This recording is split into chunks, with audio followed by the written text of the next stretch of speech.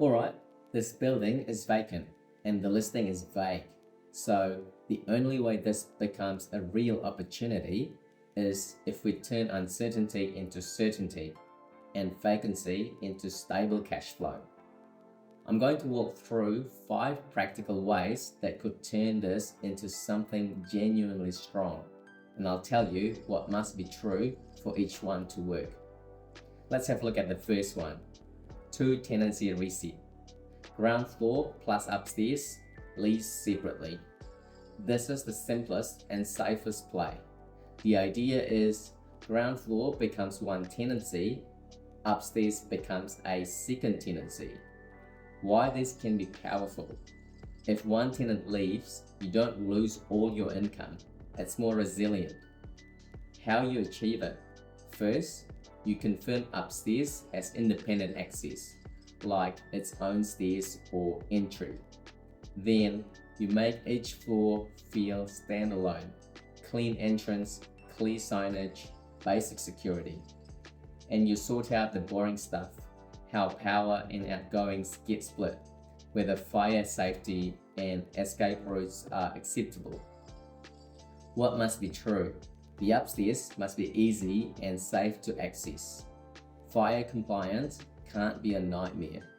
And the space has to suit normal businesses, not something super niche. If those boxes are ticked, this play is a solid base for long-term cash flow. Let's have a look at the second one. 3-box split.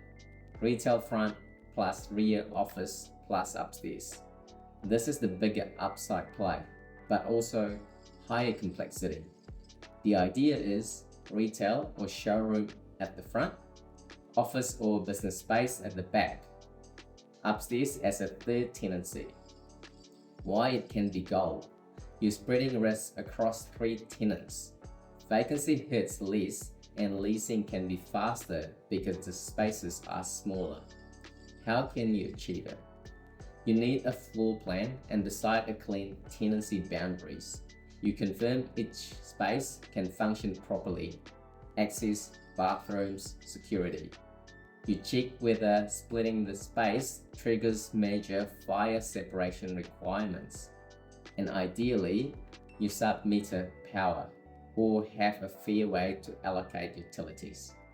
What must be true? Fire separation and escape paths must be workable without huge costs. Rear access must make sense, otherwise the back unit is hard to rent. And the extra rent you get must be worth the extra compliance and fit-out costs. If the building allows it cleanly, this can create strong, diversified income. Third, owner-occupier fallback. Sell or lease to a business who wants control. This is your safety net play. If investors aren't buying or leasing is slow, you target a business owner who says, I want this location, I want my own building, I want control. Why this works? Owner-occupiers don't just buy based on yield, they buy based on visibility, control, and long-term stability. How you achieve it? You present the building as ready for a real business, not a confusing project. You can make front clean and signage friendly. And you offer deal flexibility.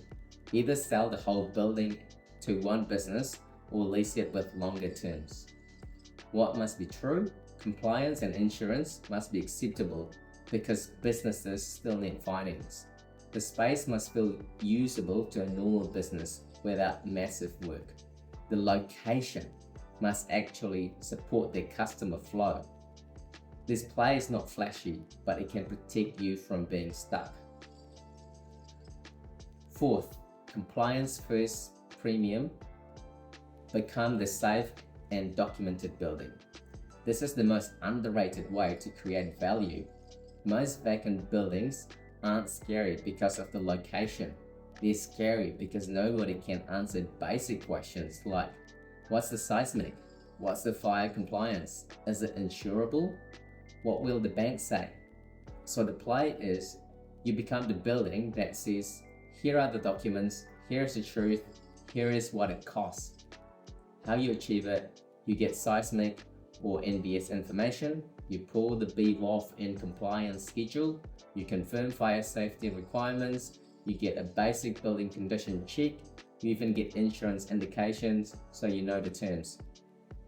What must be true? The compliance issues can't be so big, they wipe out the deal. And you must be willing to do the hard, boring diligence that most people skip. This is gold because banks, tenants, and future buyers pay for certainty.